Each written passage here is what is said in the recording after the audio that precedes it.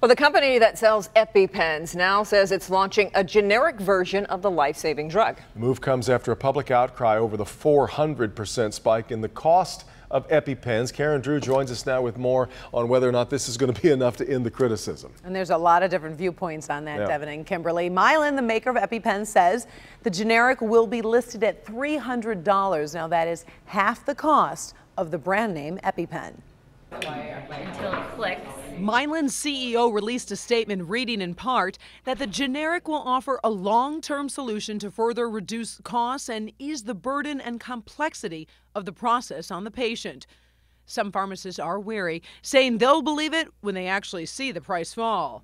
I'm glad they're potentially lowering the price, but even at $300, it's still very expensive. Mylan's generic auto-injector will be identical to the brand name product, and pharmacists will be able to swap in the generic if doctors write a prescription for EpiPen. EpiPens deliver an emergency dose of epinephrine when people suffer dangerous allergic reactions.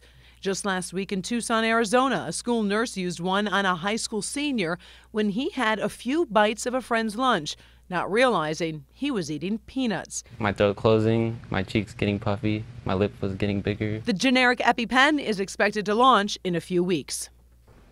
Now, other companies are seeking FDA approval for generic versions of EpiPens. This particular one will not need special FDA approval since it is exactly the same product as what's already on the market. So one will be made for $600 and one will be made for $300. By the same company, and they're basically in competition with themselves. It just doesn't make sense. And then, like we were mentioning, back in 2007, it was $100. Right. So, I mean, the price has really jumped.